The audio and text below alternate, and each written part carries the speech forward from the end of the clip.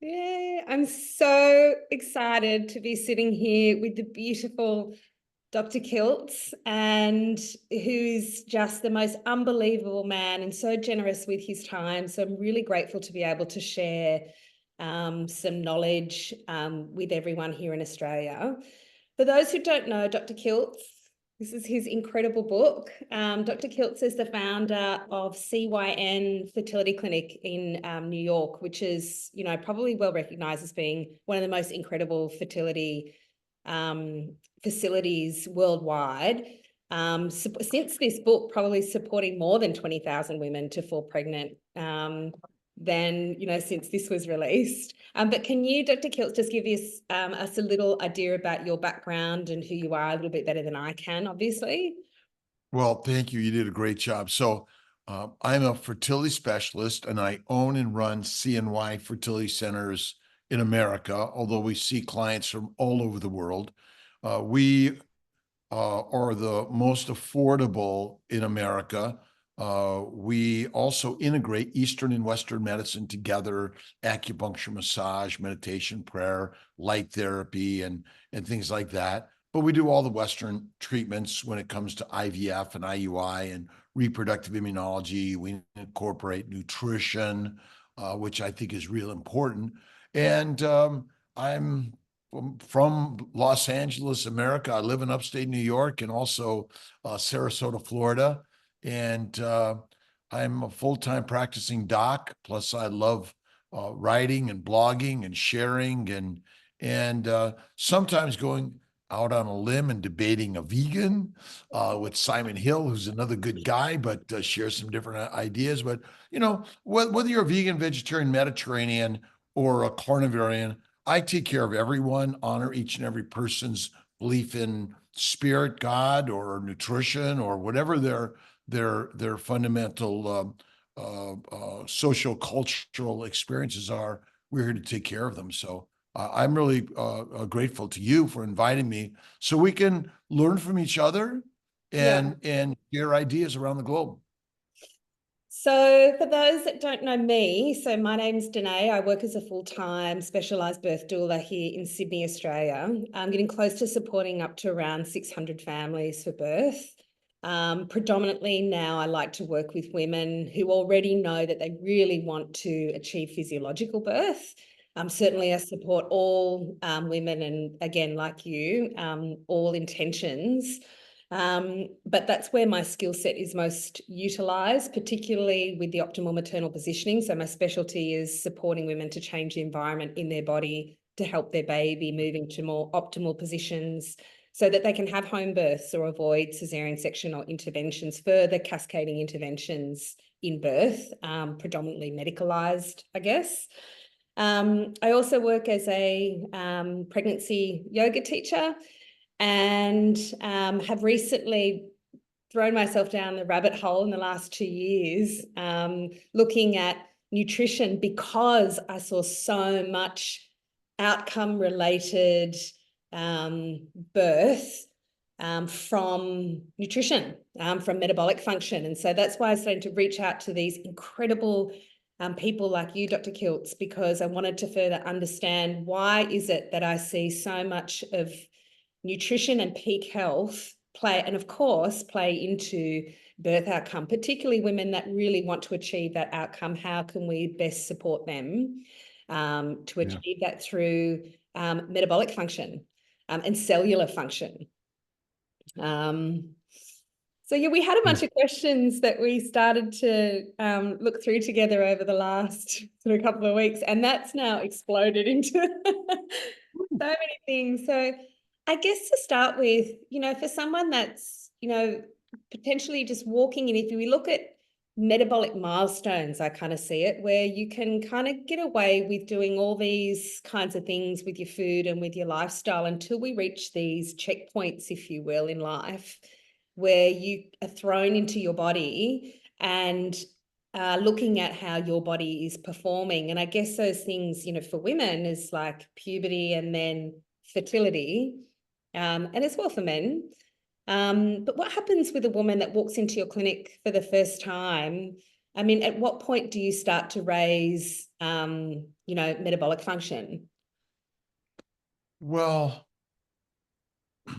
the number of men and women suffering from metabolic disorders, but I think it's really inflammatory disorders. I think Mm, we're using the wrong phrases personally, because our metabolism, there's nothing wrong with it. We're just inflamed.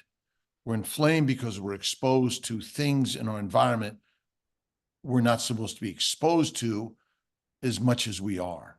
And so the most important thing is reproduction. And we're postponing it, number one, because we're supposed to be having our children in our teens and early 20s. mm, And so many young women are suffering from polycystic ovarian syndrome, endometriosis, pelvic pain, um, vaginal bladder infections, kidney infections. You just go down the list: yeah. depression, anxiety, ADHD, OCD. The list goes on and on and on. And many women are either getting their menstrual cycles early or late or not at all. Mm, They're having heavy bleeding and lots of pain, which isn't normal. mm, And I blame it all on inflammatory conditions that are secondary to a plant-based, low animal fat diet and eating 3 to 6 meals a day, which really is quite simple. But my clients come to me because they're infertile. They're either on ovulating, their tubes are blocked, they have bad sperm, bad eggs, bad embryos, they've miscarried, or they come to me and say, Dr. Kiltz, I'm healthy. My husband's healthy. We've been trying for 1 year, 3 years, 5 years, 10 years, but mm, nothing's happening. mm. And so the question is, if you're not reproducing normally, are you healthy? Yeah. You're not. Mm, I don't care what you look like, what you feel like, that you can run a marathon. You're not healthy, because mm, we're not built for marathons. We're built for babies. mm, And the challenge is, most of us in medicine and nutrition and the science of and physiology of exercise don't understand why or what the cause is. But we could probably back it out to it's strictly a plant-based diet, which is the healthiest diet you can eat, right? That's well, what that's they what we've say. got. Yeah. That's what we're taught. We're taught that a plant-based diet is the healthiest thing to eat Gotta eat the and right meat is way. bad. And Yeah. so most of us grew up, myself, I'm born in the 50s, uh, the 60s, 70s. We ate mostly plants and cereals and all Mm, those sort of things, pasta and bread and pizza. And, if we had meat, there's no fat on it. It was turkey, chicken, beef, fish, no fat. yeah. And I suffered from migraines, bowel problems, couldn't read as a kid. And so there's the side that, but it was just kind of natural to live that way, right? Mm, And my sister developed diabetes at age 4, and type 1, and had reproductive dysfunction for years. But mm, why? Mostly it's idiopathic. We don't know. And then what happens? Obstetrics becomes a kind of a combat mission of hospital work, right? mm, C-sections and preeclampsia, eclampsia, strokes, all sorts of things, mm, births that aren't happening naturally. mm, And so then IVF comes in because, well, if you're just not getting pregnant naturally, we develop IVF, but we still just treat it almost, it's just like a blanket approach, mm, because we don't know the cause. mm, And that's kind of what we're all taught. And so someone comes into my office, we just mostly on the phone, it's all online today. I want to know a simple history. mm, Your cycles are regular if they're not PCOS or ovulatory dysfunction. Number 2, are your tubes open? Have you them checked? If they're blocked, inflammation also. And then, do you have sperm? Are you able to have sex? But I can tell you that I'm still going to come down to the single leading cause is that dietary advice we've been given, which is a plant-based low animal fat diet, which turns out to be deadly for us. And how do you approach it? Well, we can talk more about that, I'm sure. How do you find the response is when you start to raise the nutrition path? One of the most beautiful things that I found, that gives me the goosebumps, when you read your book, is that you look at a ketogenic framework opening up life force. And I don't think that people realize how good they can actually feel or how well they can be until they really experience the body functioning in peak state, because it's being not just well nourished, but it's also regenerating. The mitochondria is functioning really well. How do you feel people respond? Sometimes when I bring up, nutrition with my clients, I think I can stand in a front of a room of 60 people and say, I see better birth outcomes when you remove sugar, when you remove grains, when you remove seed oils as just a beginning. You will start to reduce inflammation in your body and have a better birth outcome. And people look at me like I'm talking Chinese to them, right? So how do you find the responses with, these couples when you're sort of raising this sort of stuff for the first time? Deer in headlights. Yeah. Okay, so I start off with, who are you and who am I? We share that, right? And I want to know your ages. It might be a single woman, it might be a single, but in general, it's a couple, most common, but it's both. How long, what are your ages? How long you been trying? The longer it is, the more resistant it may be. Does the woman have regular cycles? Are the tubes open? Is the sperm okay? Any medical issues? So now I'm beginning to look at, all right, I'm healthy, no medical problems. And then I said, well, you take any medications?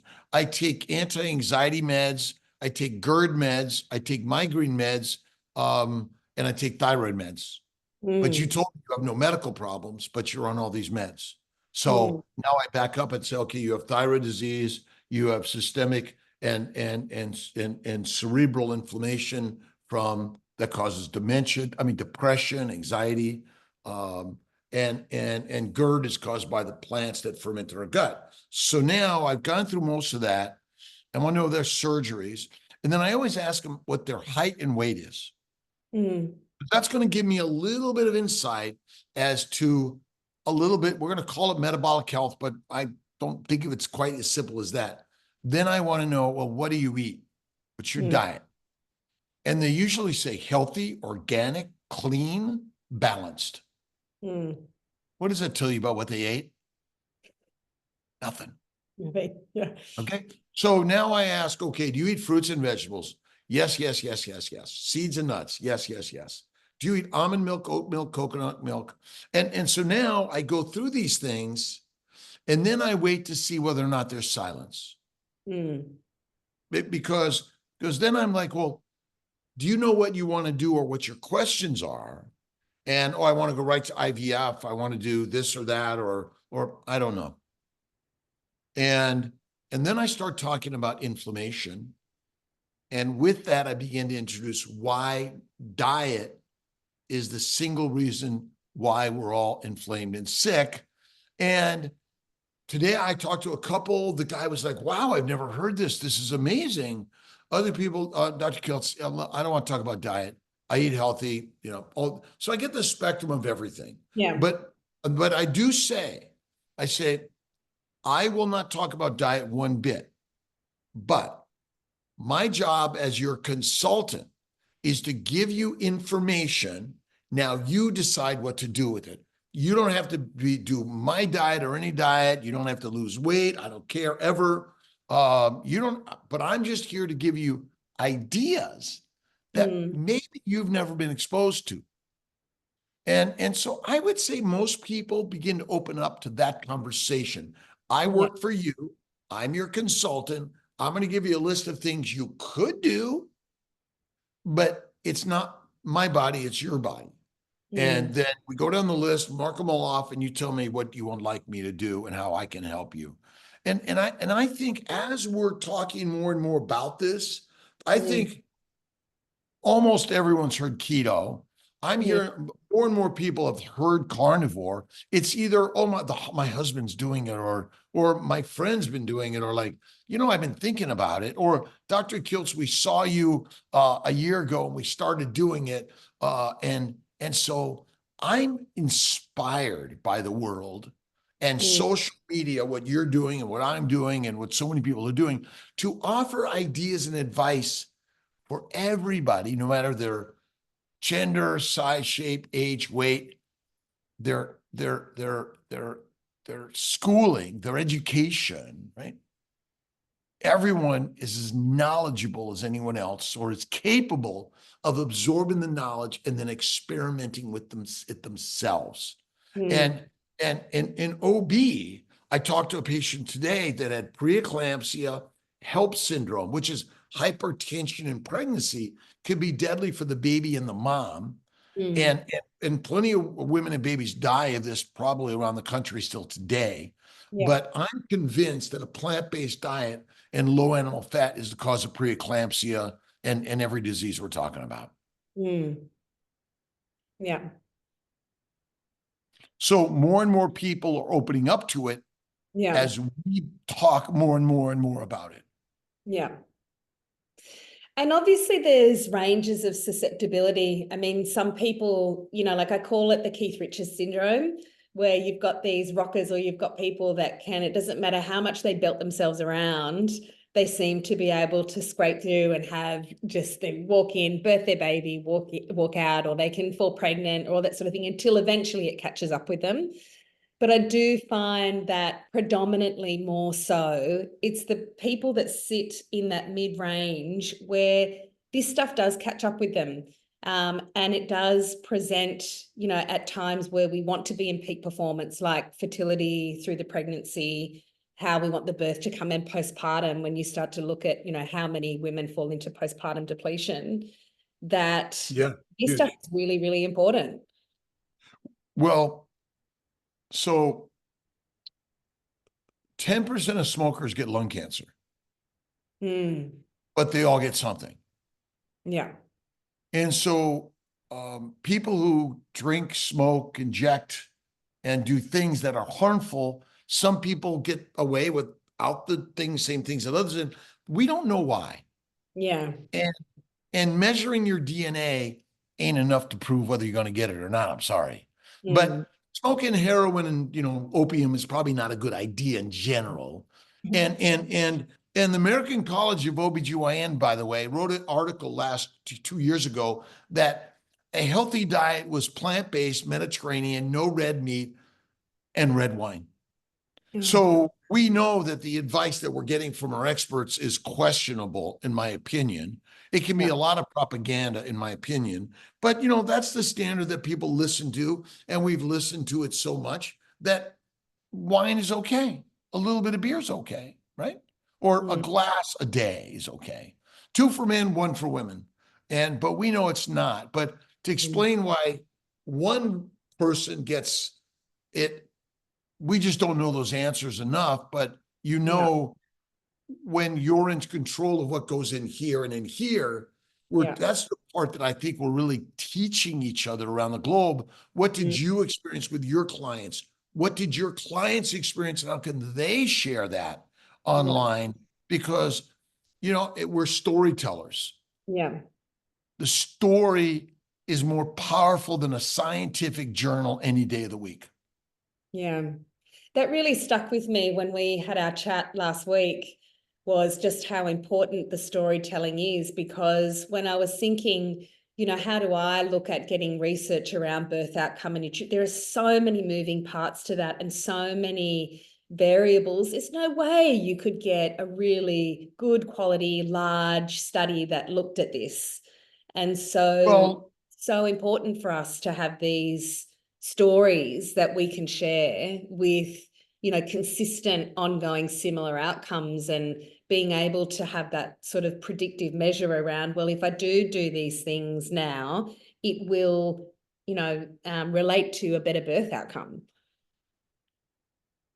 in your growing up, who was the one person around in the family or the village that probably had the most knowledge? Yeah, my mother and she got all the knowledge from her father.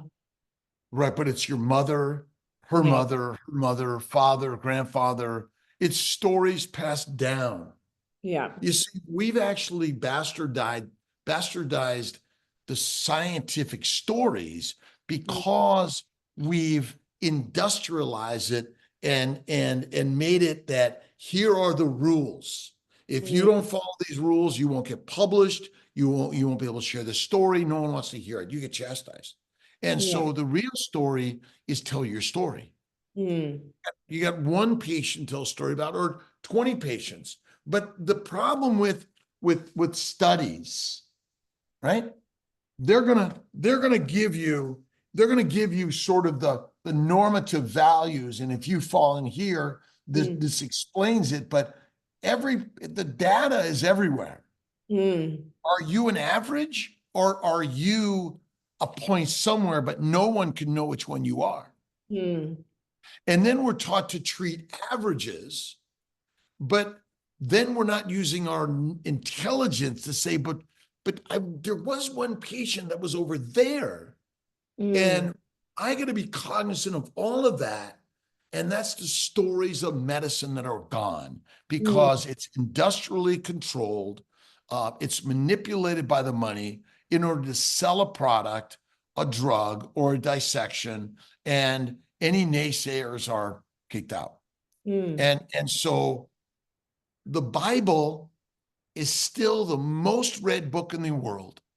And mm, again, the Bibles are human stories. mm, That's what they are. There are ancient stories before there was the written word. mm, And so really, it seems to me that as Western medicine is focused more on the white coat mentality mm, and it must follow the rules, and the cost has gone up exponentially, the people suffering exponentially, and the diet we're told to eat is a diet for domesticated controlled animals, yeah. but we're not domesticated animals, we're lions. Yeah.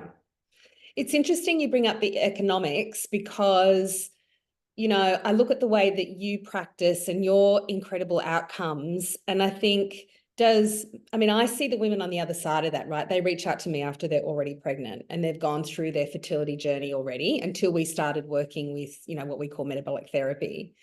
But you see so many of these women, and it's never been raised to look at the food that they're eating and the inflammation in their body. And do you find, I know the answer to this question already, but it's all around the economics, right? I see so much of it. Is it around not believing in the knowledge that the food that we eat, we become the food that we eat, and it has a huge impact on our cellular biology and every way that we function? Does it take away from the economics of running a practice the way that you do if you've got people that, just want to do the fertility procedures? Well, there's plenty of sickness in the world that's not likely going to go away very quickly.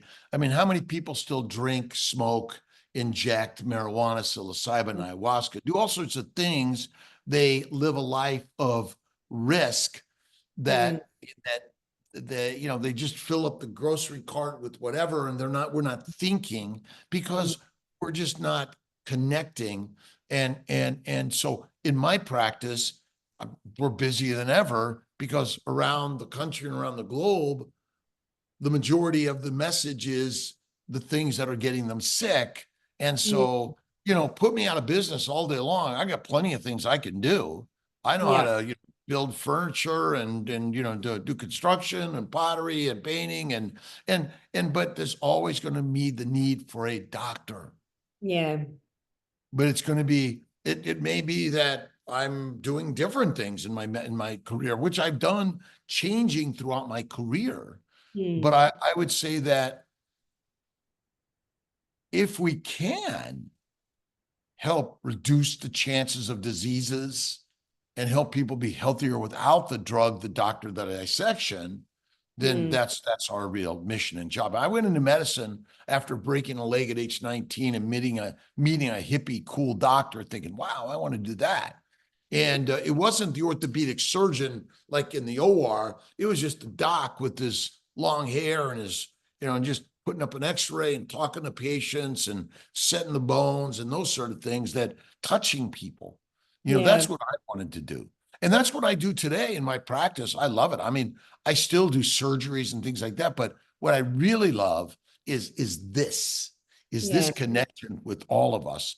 And whether we agree or disagree, doesn't matter. I still think that we can have an impact in our lives by doing things that we believe in and you're passionate about.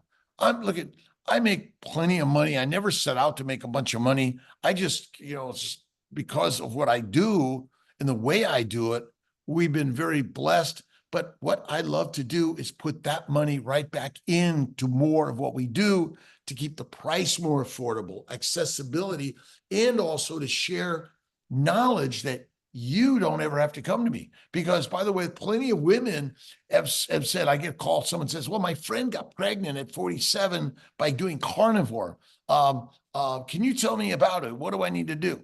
Or keto, that works too. Yeah. Yeah.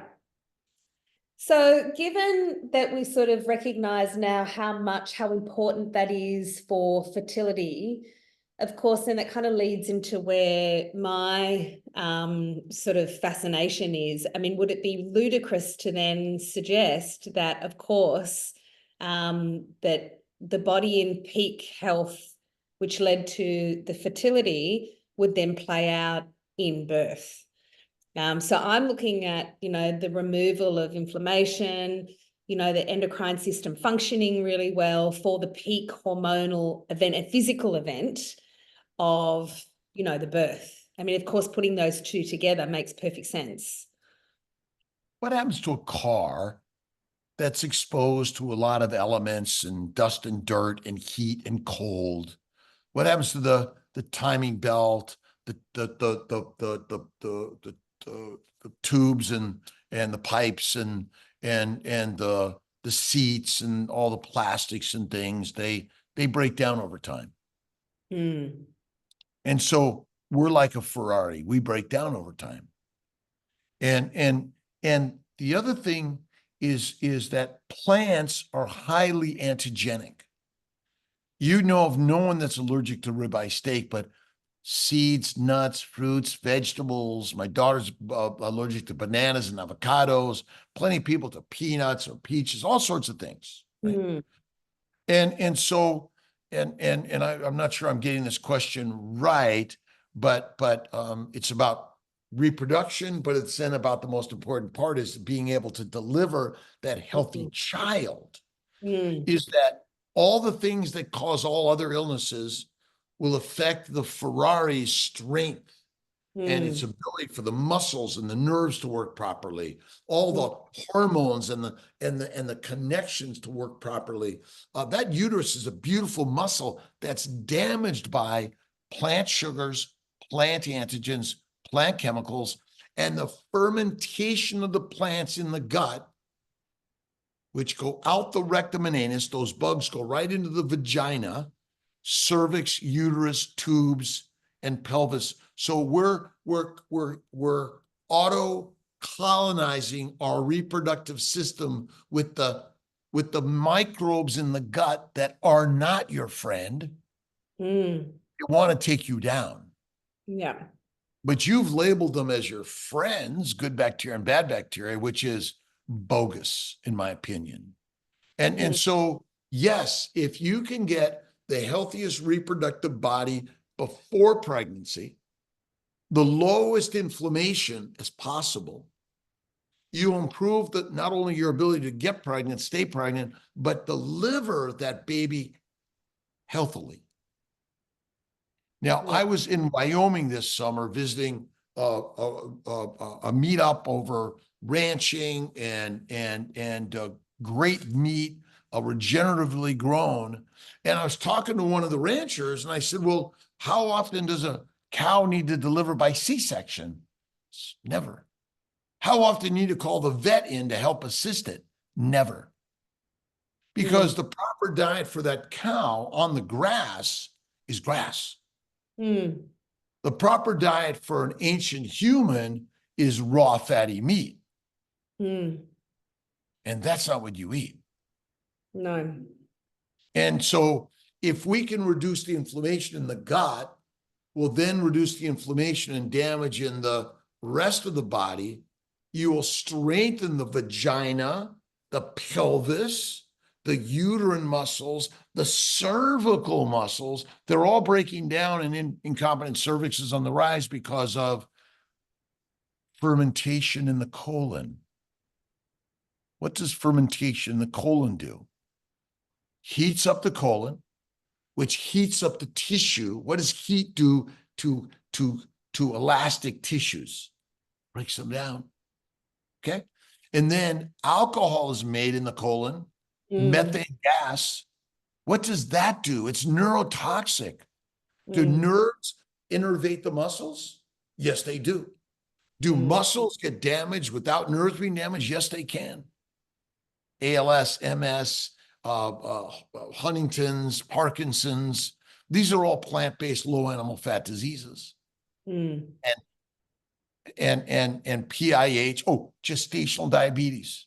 How many women have gestational diabetes? So many now.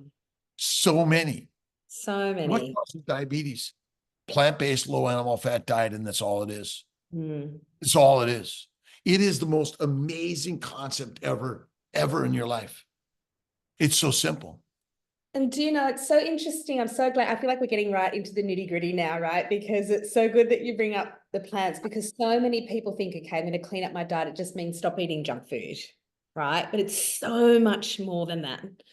And understanding, I'm so glad as well that you brought up the cattle, because, you know, when I look back at research and when I look at things like, you know, hemorrhagic disease of the newborn, which is, you know, what they label now as vitamin K deficiency bleeding, or things like group B strep, a lot of those things were actually discovered in farm animals when they moved animals from pasture grazing, pasture raised into these, you know, industrial revolution, the way that we industrialized, you know, food production.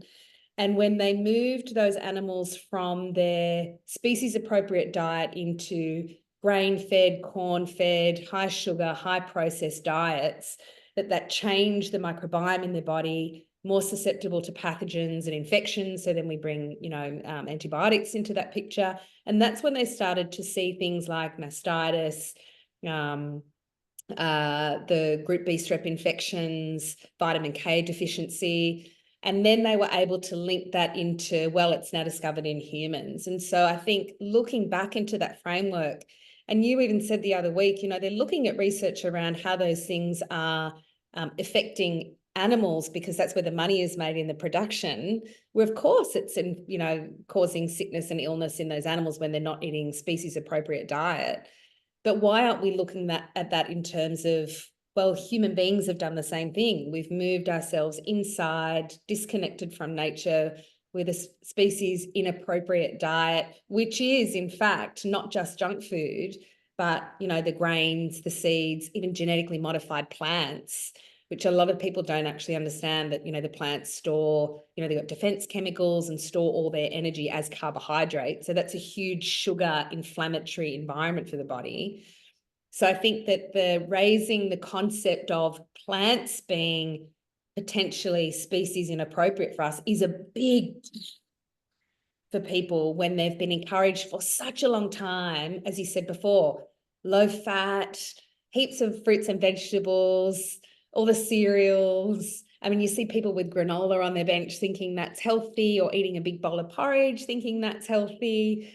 Yeah, it's really good to hear you start to bring up this concept of, is actually the fruits and vegetables that we're eating and the grains that are marked as superfoods, are they actually good for us?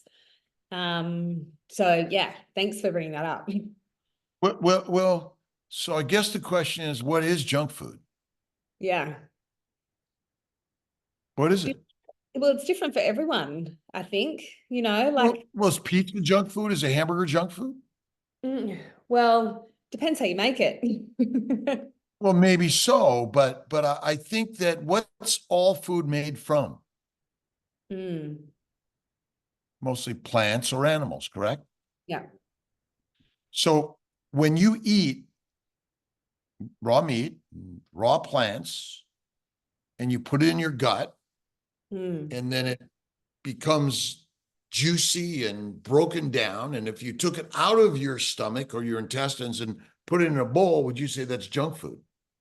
mm, So we take plants and we ferment them, cook them, grind them, prepare them, and so is bread a junk food? Is pasta a junk food?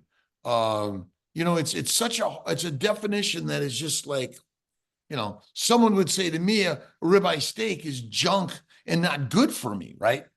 It's deadly. So I always say it's made from plants or animals, and it's just ground up, and maybe they added sugar, which comes from what? A plant. mm, Maybe they added seed oils. Okay. Usually they're not adding a cup of seed oils to a pint of your food. But ultimately, we have to begin to simplify the story because I'm confused by the science. That's mm, part of this whole story, right? Do I love pizza? Sure. Do I love pasta? Sure. Would I eat it sometimes? Sure, I would. Love French fries? I eat them sometimes, very mm, rarely. But I would, it's kind of in the eyes of the beholder. It all becomes junk when you eat it in your gut, and it only becomes three things: amino acids, fatty acids, and simple sugars, plus the minerals and vitamins. That's it. And so if you eat like a whole cake in one sitting, is that going to kill you? mm. No, No. no. No. Is it like death? I mean, if you ran into a fruit tree 50,000 years ago and you're the only dude gonna gobble it down as ripe as can be, you might kind of get a stomach ache and feel bad. But is that the best thing you've ever done? Mm, You better believe it is. yeah. Because what does it want to make for you? Fat. And it's It wants to make fat. the diamond of the body for survival. Look at Mm, skinny is deadly, fat is fantastic. mm, Obesity causes no disease, zero. mm. Obesity is not the cause of disease. We're judgmental and negative against obesity, but if there's a 6 month famine and you don't have at least a pound extra a day for that 6 months, you're You're in trouble. fertilizer. You're Yeah. in trouble. And Mm, so the problem is we've made fat to be the culprit when actually plant sugars are. mm, And that's all it is. And it's not some plant sugars, it's all the time eating plant sugars. yeah. And by the way, plant sugars are harmful to us because they're foreign sugars, not just glucose, but the glycan. So the strand of sugars that are on every cell of our body and the plant's body and every cell of the universe contains a sugar layer called the Mm, glycocalyx. And that's the barcode that says, I'm a plant, I'm a bacteria, I'm a yeast, I'm a human. Now, all those organisms have their own unique glycocalyx. That's where the allergic reactions happen.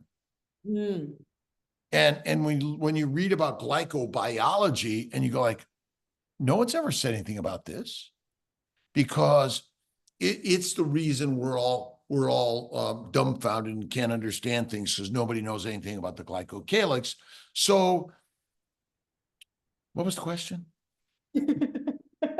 So ultimately, we can eat anything. yeah. We can. We're omnivores. Yeah. But what is the healthiest thing to eat and way to eat? Yeah. And I believe I've got my opinion, and Simon Hill on his podcast has his opinion. Yeah. We're all here to share opinions. So then if we're all here to share opinions, then what I see in birth outcome is, and the biggest standout for me, which there has been, a lot of talk around this, is around celiac women having smoother, faster births, right? The She Births What? celiac women having smoother, faster births. And when the She Births program, which is an internationally recognised, scientifically verified, evidence-based birth education program, which is incredible. And even Nadine, who created that program, she dives into it. And if you talk with her on her group chats and all that sort of thing, she is get rid of grains, get rid of gluten, get rid of sugar. And she's an incredibly experienced doula and has seen a lot of birth outcome. So I saw that I was first sort of introduced to that there. And then I started to read in some, very older birth books, storytelling, people like Penny Simkin, Lael Stone starting to raise that, yes, they had seen in their time of, of supporting women in birth that celiac women did consistently have smoother, faster births. So those are women that have removed, they cannot eat, gluten, seeds, grains, because they're highly inflammatory and they get terrible responses from that. So they have removed those things from their diet because they're one of those people where the symptoms of that intolerance is significant enough for it to be labeled as celiac disease. So for all of us, I believe that they're not great for us, but it's just that some people present with larger symptoms of intolerance. But when I see these women and I see women that have removed these things from their diet, that they do have quicker, easier births. So that obviously shouts to me that these foods are problematic for physiology and the way that our body performs in peak state. And so, how does that, what sort of stuff does that light up for you with the suggestion that? It's simple. Occam's razor. Yeah. Simple answer is the one. What's the cause of all disease? Inflammation. And celiac disease is just an inflammatory condition. They do better, but not all of them. Those that are really like strict, but again, I got plenty of celiacs that are on a celiac diet and they still aren't getting pregnant, having babies, because it's not an all or none. It's a gray zone. Now, why some people have colitis, Crohn's, and IBS and have babies without a problem, and other people don't know that answer. But you're right. So it's inflammation we're reducing. Redness, swelling, pain, heat, dysfunction, damage enough that you can't even move it, and it can't move itself, or death to the organ or the organism. So ultimately, have you ever heard of a goiter? Yes. Yeah. Yeah. What's a goitrogenic food? Vegetables. Don't know. Oh, you don't? Vegetables, fruit, fiber, seeds, nuts, alcohol, coffee, soy, asparagus, broccoli, cauliflower, you name the plant, it damages the thyroid gland. Guess what? It damages every cell of your body, not just your thyroid gland, but why you and not your neighbor, nobody knows that one. And by the way, breast cancer, colitis, Crohn's, brain cancer, pancreatic cancer, you name it, you might deliver a baby fine, but you have a higher risk of all those diseases down the line. Yeah. And that's our problem. But you're right. So, getting pregnant, delivering a baby is like one of the signs of high or low inflammation, healthy or not. And so if the bar here is you're having baby after baby, great deliveries, no problems, you're likely healthier. But in our environment, it might be the brakes or the tires or the carburetor or the engine or the paint job. Something goes, and that's going to happen to almost everyone we're talking about in our mostly plant, low animal fat diet. And I mention animal fat because protein, amino acids, and fatty acids are essential to be consumed. But how many people do you know that eat no animal fat? They Yeah. eat lean meat, they eat olive oil, and they eat plants. Yeah. Yeah. And so, yeah, gestational diabetes, another marker. Type 2 diabetes, another marker. Celiac disease, another marker. But I don't think we go far enough on celiac disease. I think we name it celiac disease. Well, where does gluten, how many other seeds and things you consume have these things in them? Yeah. Lots. And are these things in the air? Yeah. They are. In our entire Are they environment. what we drink and what we eat and other things? They are. Just think about modern farming. We run tractors over everything. We cut our grass. What does this do to the airborne particles? Huge. Yeah. We breathe them, we eat them, and do they get on other plants also? Do these dust particles that are antigenic, gluten, lectins, oxalates, phytates, and more, are highly antigenic because of their glycocalyx, which is the inflammatory particle of the plant. Yeah. So my husband's, all about the farming practice at the moment, because this is everything that he's studying at the moment. And particularly when you look at everything here is like what they call fortified. So, everyone looks for things that are rich in folic acid, which, is just a chemical. It's not the folate or methylated folate version that we would get or find in nature that's bioavailable for us. So I guess this kind of leads into the next part, which is all, like I look at, everyone says that they're different until they walk in the vitamin store, right? And then they all look for the same vitamins. They all look for the same crappy prenatal vitamin. And so that, when I talk to women, that's a really nice way to help people understand that actually underneath we all need the same, in varying degrees, but when you've got depletion, you can look at supplementation, but to walk in and just say, oh, I need to take a prenatal vitamin. Some of these things are, they're not bioavailable to us. So they're not packaged the way that nature intended, right. A. B, you don't know what you depleted in. C, folic acid is terrible for people that have the MTHFR or variations of gene mutations that, cause issues for absorption or can actually even be detrimental to those people. How do you think about, or how do you feel about supplementation? Because I don't see anything around supplementation in your stuff. It's all about food and nature, and there's a little bit but it really is fundamentally about finding things how they should have been offered in nature, rather than sort of looking at chemically made supplements and prenatal vitamins and that kind of thing. Well, I happen to sell a line, and the reason I do that is because people buy them and I want to make them quality and affordable. But I can tell you that I don't think any of us on the cellular level are truly vitamin mineral deficient. I think we're simply poisoned by plants. And the poisoning mimics itself, and we measure a serum level and we say, oh, you have a vitamin deficiency. How many people with vitamin D deficiency have rickets? Do you know? Yeah, no, I don't know. No one has rickets. I mean, it's rare as can be. Or how about vitamin C deficiency and has scurvy? You know anyone with scurvy? Yeah. No, I don't know. No, nobody, right?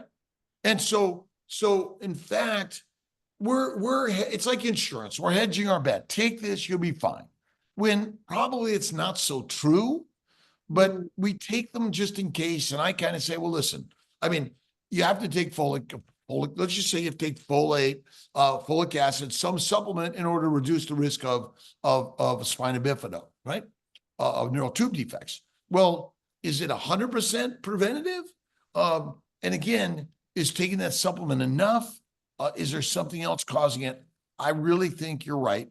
It's simply an inadequate diet of non-bioavailable nutrients that we don't even really know what they are, but everything's fortified.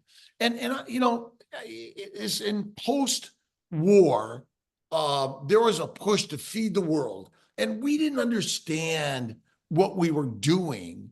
You know, no good deed goes unpunished. We're going to feed the world. We're going to take out the grasslands and put the cattle over here or get rid of them altogether. And we're going to ship rice and corn and grains and seed oils and make them the thing for everyone. Well, we know what that got us into, but it's hard to get us out of that. And I think your comment was a little bit like, if suddenly we do all this, like what's going to happen to the economy, and, you know, and are we willing to make those changes? But are you willing to help your children's children live the most vibrant, amazing life, and go out into nature and be able to breathe and see the mountains and visit, you know, see the cows grazing on the natural grasslands? I hope we can do that. And we can do that because we do it for ourselves and we share it with our family. Whether they do it or not, we're sharing it in a way and we're being examples. And I think that's what really we're all doing. And so, you know, I do talk about supplements some. I recommend them, but I'd really recommend eating the real organ meats and eat the liver and the fatty meats and eggs and bacon and butter and cream. That's like, to me, the healthiest. And the plants, they chelate. They, like, plants naturally grab things in the ground to send it up to the top of the leaves.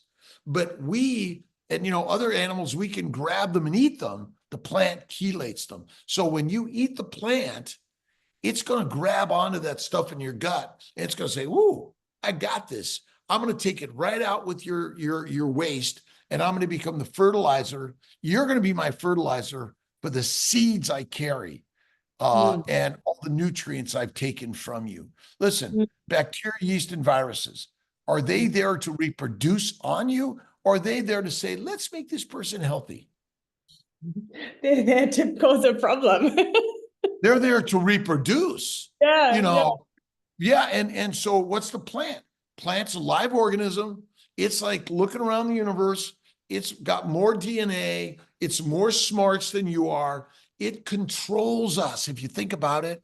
We GMO them, we save them, we make them better around the world to grow in every single environment. And so the livestock industry studies plant poisoning. Did you know this? No, this is what sent off a massive light bulb for us last week. Because we were like, they're what? Okay, so the scientists go around the globe understanding the plants that damage the animals that eat them, because when that happens, they lose money. But when you eat the plants and get sick, we make money. Yeah. And then we're trying to sort of scare people or make it very unintelligible by using scientific complicated words and making it so complicated that even smart doctors don't understand it. And so they go along with the drug reps selling us the either the drug or the food stuff or the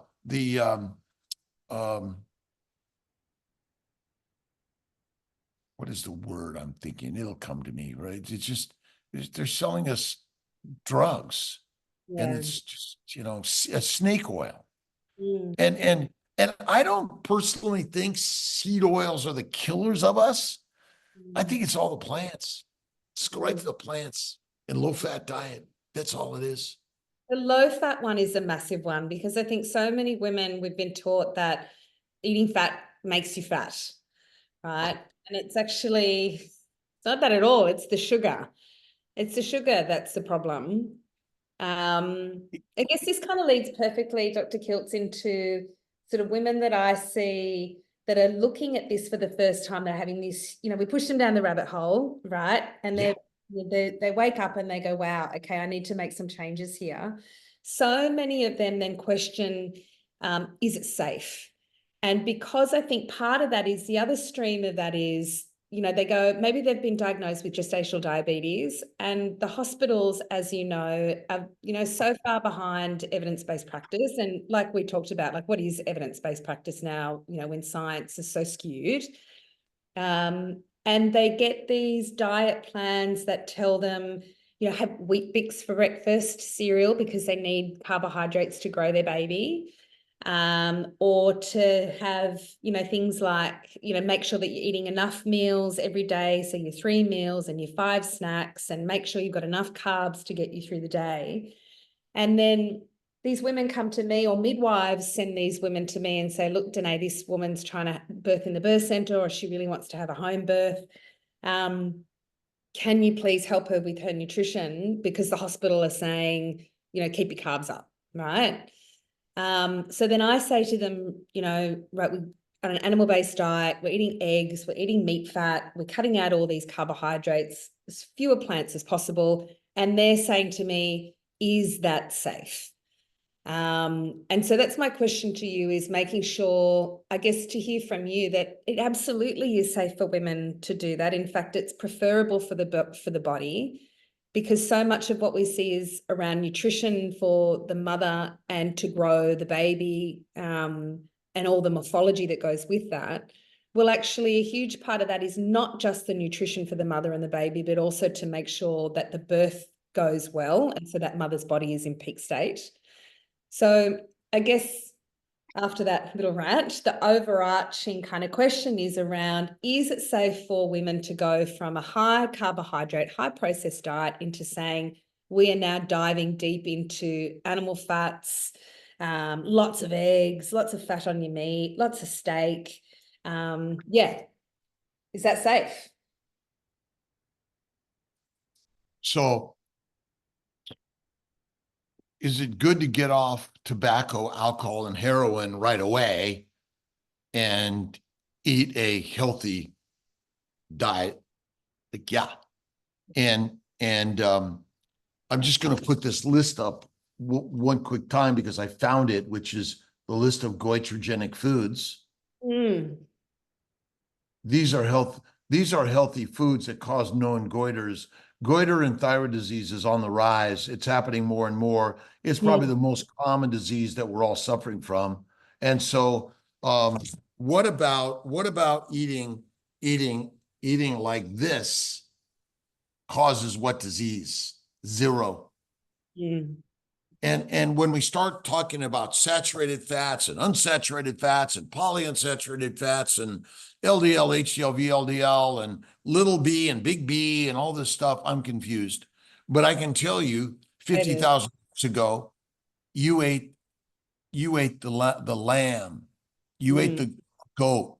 You might have eaten the blood and the milk also, but ultimately you did not get on fours and eat the grass. And my estimation is women were looking towards the alpha male for reproduction, not to the sheep eating the grass. And so it's the healthiest thing you could do. I mean, here's another picture of some of the foods that I recommend women and men eat, but you must eat the fat. That's the criticalest thing you can do. Fatty meat, salt water, is what I recommend, but eggs, bacon, butter, cream, throw in some chicken and fish if you want, but I typically don't touch fish because I think it's contaminated in the waters of the world and I don't do it. I would say that the most important thing for all of us is if what you're doing isn't working, why do you keep doing it? You are what you eat. Do you look towards what a lion eats or what a sheep and pig eats? And I'm a scientist. I've been accused of not citing enough studies because studies are propaganda. Evidence-based medicine is propaganda, in my opinion. The only evidence I want to see is your experience of your years of being a doula or a physician or anything else that you can see. I asked a doctor today, no, a nurse practitioner who's in kind of internal medicine. I said, well, how many of your patients get off their drugs? And she says, nobody. But her hands are tied because she works for a large organization that if she goes outside the guidelines, she will lose her job. Yeah. And look I've been doing medicine for 40, 50 years between, studying and practicing.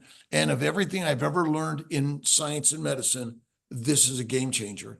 I take care of sick people.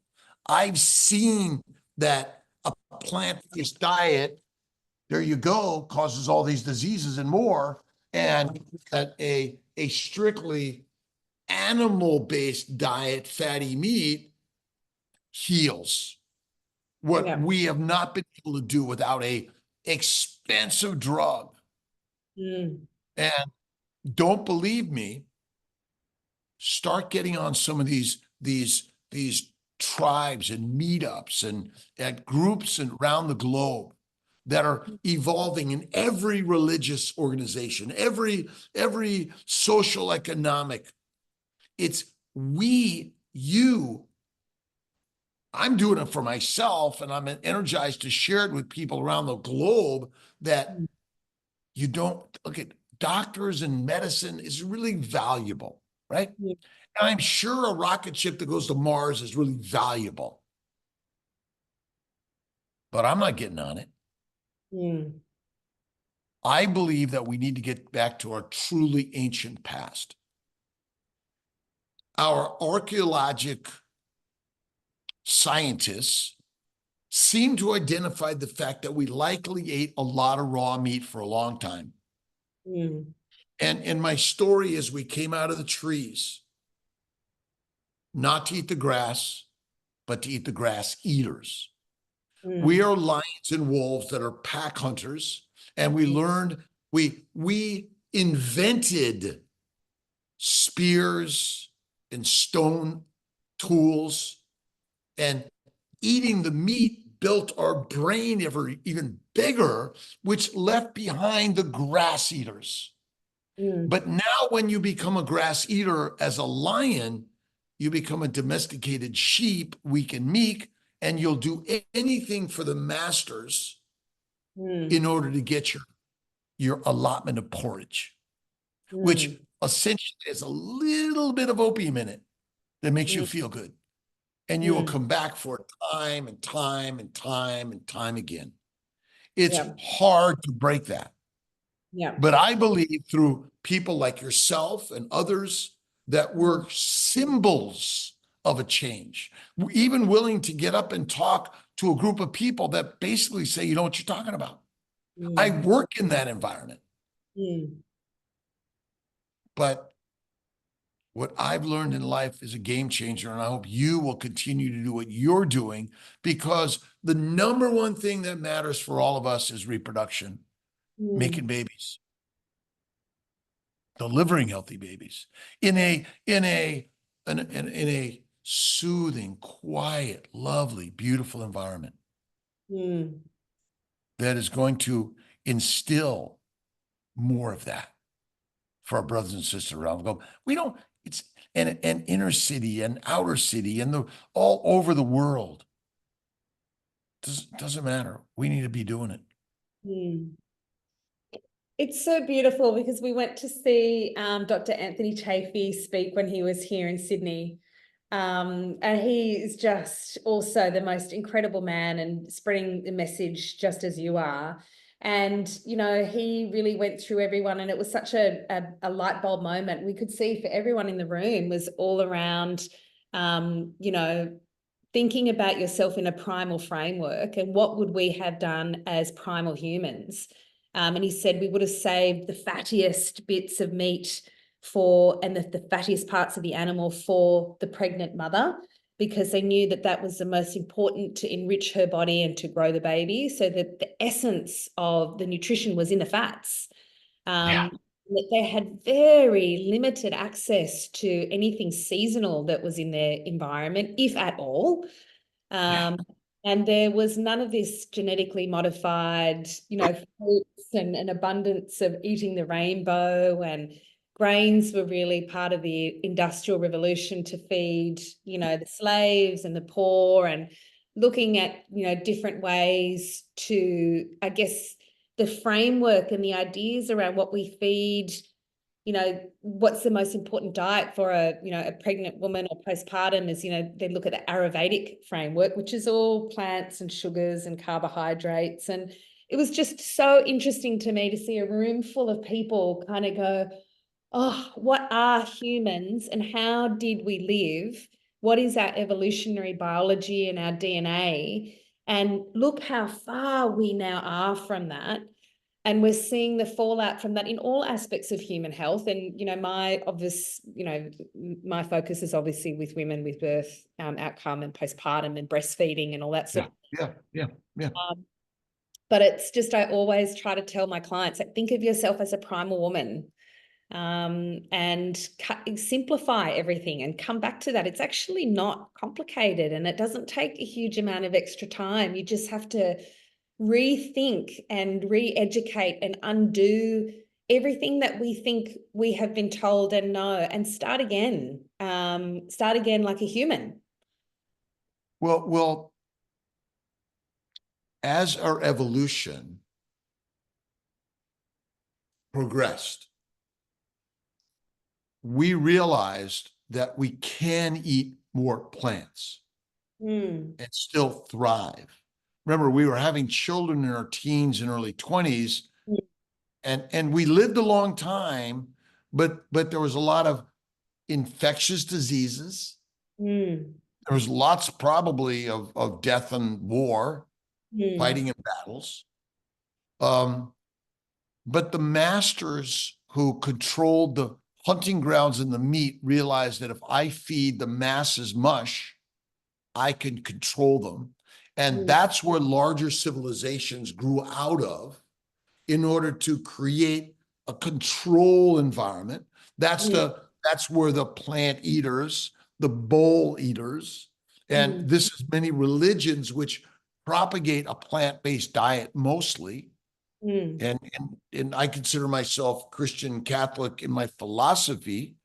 I do believe that religions have value of what they've done in the globe in bringing us together in our different views.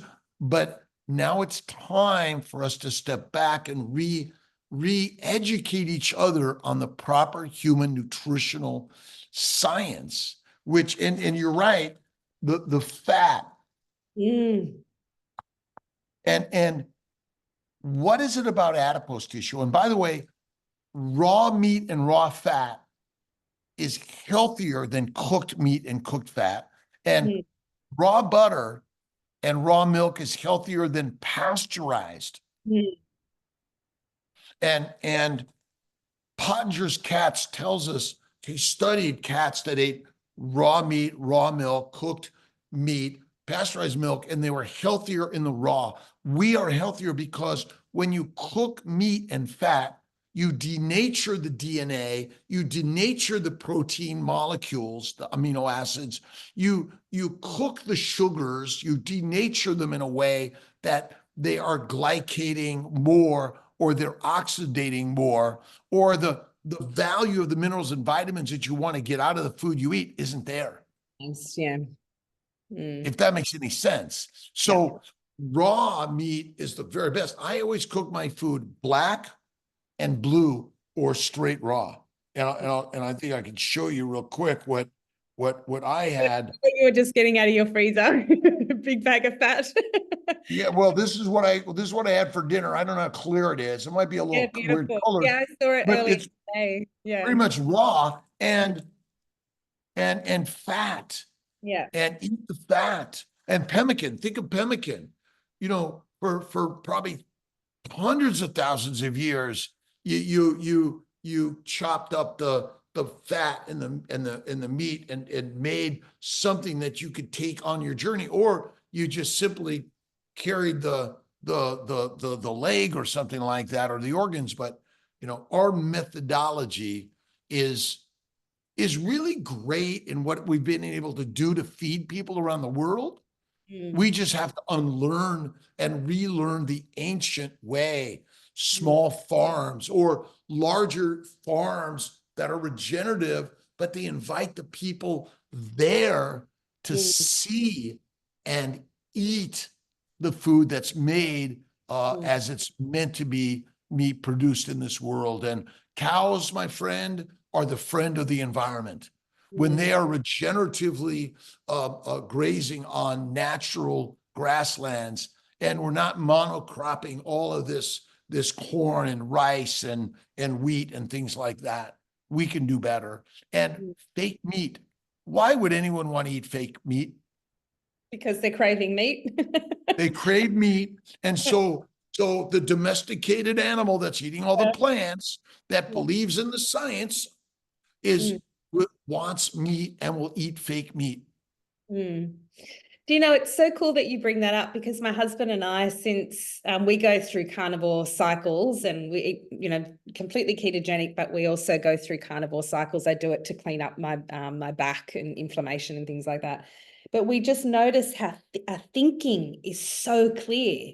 You know, your memory's really sharp, your brain's just functioning really well, you're calm. I call it hunter energy, where you just like, I can think differently. And when I have clients that follow this, you know, this way of this ethos as well, they're like, I can't believe how well I'm thinking, the clarity. I mean, in talking to you, you know, I hope you don't mind sharing how old you are, but I'm 68 and a half. I always say I'm almost 70. I've been almost 15 years carnivore. I've never felt better in my life. And exactly what you say, clarity, energy. We developed the hunter lifestyle. And really the reproductive women are not looking to the sheep, they're looking to the mighty hunter on the bluff who's overlooking his herd of humans. But we can all take away from that all of us are lions, a return to the lion's den, the lion's the lair. But it's only a mindset. I always kind of equate it to like Jesus Christ, who said, the meek shall inherit the earth. What he meant was all of those that are the slaves, the soldiers, the peasants, the prisoners, think that they can't get there because they won't let them into the temple or the mosque. All they need to do is think as if, and that's where everything happens, in the mindset. As you think, so shall it be. I am a lion. I live and act like the lion, and I be the lion. I call him Christ carnivore. I call it waking up the birth beast. The birth beast. Well, but that is who we are. But remember, we're simply poisoned by plants, and keto is not where you want to be. You want to be carnivore. And when I say keto, see, keto is a made-up science. Forget it. It doesn't matter. You do not have to be in ketosis. And really, you see, acetyl-CoA is the precursor to ATP in the mitochondria. It only comes from one thing, and that's fat. It does not come from sugar directly. Now, when you eat sugars that go to the liver and amino acids, insulin converts those things to fat and then delivers them everywhere in the body via VLDL, which is a delivery truck which contains every mineral, vitamin, amino acid, simple sugar, and fatty acid and cholesterol. And that's why high cholesterol causes no disease. It's actually the building block of your hormones, your vitamin D, and more. The brain, And your brain does not burn glucose for energy. It uses glucose for glycosylation. Every cell of your body uses a tremendous amount of sugars. There are 9 of them, mostly, that become glycans. Glycosylation is the post-translational modification of a protein, and you're making them at the speed of light. And so as we're talking and moving and thinking and observing, every cell is going like this. Okay, we need more of that. Let's go. Come on, guys. Sugars, boom, boom, boom, changes the shape of the protein, give it its proper function, charge, pH, and more. But we're damaging our glycans by introducing a significant amount of plant sugars. If you ate only one time a day, you might be better, but you're told to eat 3 to 6 times a day and snack all day. It's deadly, deadly, deadly. Crazy. So cool that you well, just one last question, because Yeah, we just, I could talk with you all day. you're getting up and I'm going to bed. Interesting that you bring up sort of, I call it more feasting windows. So I think that's just a nice psychology for women to look at. And in terms of having feasting windows for women for pregnancy and for breastfeeding and that sort of thing, is it safe for women to go for blocks of, 16 hours if they're struggling with, things that are happening in their gut? I always recommend with women that at least having a 12 to 14-hour window is, really good to have that cleaning up the house. For women who want to look at fasting for longer during pregnancy or breastfeeding, do you think that's, again, this question around, is it safe? 50,000 years ago, how many meals a day did you have? When you were in your Okay, cave, when when you you're were in, successful with the hunt. so polar bears, how long do they nest? Mm, Months, 4 to 6 months. Bears, 4 to 6 months, and they lose only one thing: fat. They mm, gestate babies. They breastfeed their babies. They don't eat. yeah, Okay, they go months without food, yeah. and you can't go 8 hours without food. Mm, Are you different than a mama bear? You're not. You're very similar. mm, You're women and men, women more so than men. Women are meant to get fat fast mm, and get pregnant, gestate, uh, breastfeed, mm, and and probably for year 2 or 3 at least, right? mm, yeah, And then when that child's done with the breast, you're probably pregnant already, yeah, and that baby goes right to the meat, the yeah, bone. And yeah, so I hear all these stories. Oh, women shouldn't fast. They're very different. Listen, you're not. yeah, Why do women get so much fatter than men fast? Because they're meant to. yeah. But were you likely in a protective cave for much of your pregnancy? Or were you out walking on the savannah? Mm, yeah, Cave, yeah, nesting, hibernating, yes. resting. You see, we're always on the go. How many animals purposely go exercise? Zero. Oh, one. Humans. Yeah. Okay.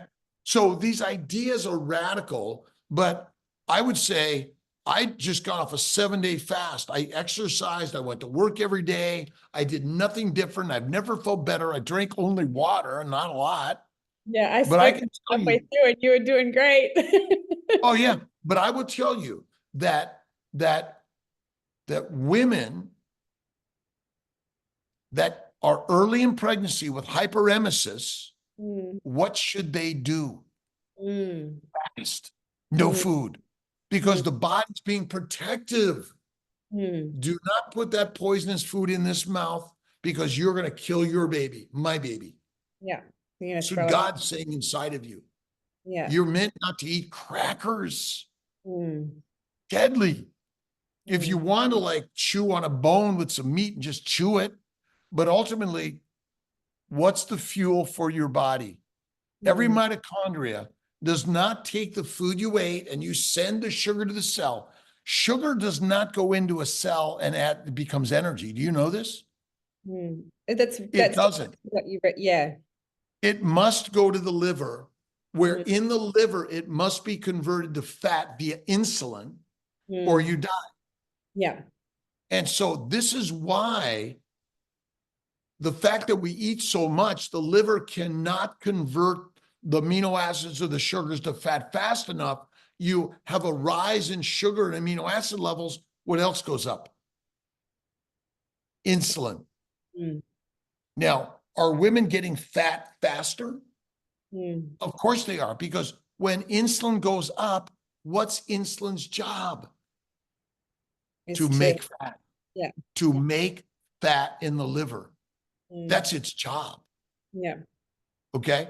Because If you have a damaged liver, you can't make fat. Mm. You become cachectic, sarcopenic, anorexic, despite the fact you're eating all this food. Now, most people eat a lot of plants and protein or a lot of fat. Mm. Plants and protein. Both plants and protein require a functional liver and Mm. insulin, or you will not get fat and gain weight. Mm. This is the crazy story of the physiology. And by the way, we're all the same. Mm. We're all the same. Yeah. But so essentially, yeah, I think you could fast for days. Mm. Certainly, I recommend one meal a day, because the more food you put in the gut more frequently, the more Mm. damage to the glycocalyx, Mm. which ultimately causes leaky gut in and out. The microbes stick to the gut, stick to the vessels, cause cardiovascular disease, stroke, placental insufficiency, Mm. and more. Name the disease. It's all caused by plant-based, low-fat, 3 to 6 meals a day, and thinking that fiber is good for you. Mm. I could just chat with you all day long, Dr. Kiltz. I could too. I could too. We've And we'll covered do a this lot here. again. This is massive. And this is going to explode people's minds, particularly women with, pregnancy and preparing for birth. It's a really incredible, incredible conversation to have. And, for people that are watching it, that are like, whoa, this is so far out there. I say to people, try it. Try it for 3 weeks and see how you feel. You will feel unbelievable. And you cannot deny the way that you feel. So it's not going to hurt you to eat real food, to go back to looking at that primal framework, and then tell me how you feel afterwards. And 100% of the time, people are like, I cannot believe how good I feel, how clearly I'm thinking. My morning sickness has gone away. I'm sleeping better. I've got more energy. I look better. My skin's cleared up. I've got clarity in my eyes. I'm not as puffy. My joints don't hurt anymore. And that's the best way, is to actually experience it in your body for yourself, and then know that whatever you are experiencing for yourself, your baby is experiencing. And the two of you are the ones that are doing that dance for the birth. And if the two of you are feeling incredible like this, magic happens. Yeah. And remember, everything you breathe, drink, and eat and think, you expose your baby to. Mm. Be very, very discerning about all those things. Mm. Think first, and then what you breathe, drink, and eat are all primary to that. And we are lions. Lions are regal, like eagles also. We are the discerning ones. We don't yickety-yak run around like hyenas. Lions. That's the symbol of who and what we are. Mm. Beautiful. Thank you so much. Wish I could give you a big hug. I'm a hugger. And again, around the globe, we're all the same. Doesn't matter size, shape, age, weight, gender, culture. We're all brothers and sisters, and that's what this is all about. And I'm live 5 a.m. Monday through Friday, Eastern Time, USA. Talk about the same stuff every single day. We read quotes of human beings, of gods. Mm. We're the gods. Tell everyone. Tell everyone. Thank you. Danae, thank you so much. Appreciate you. I look forward to doing this again. Yeah, let's do it again. Awesome. Bye, darling. Bye. Thanks, everyone. God bless. Bye.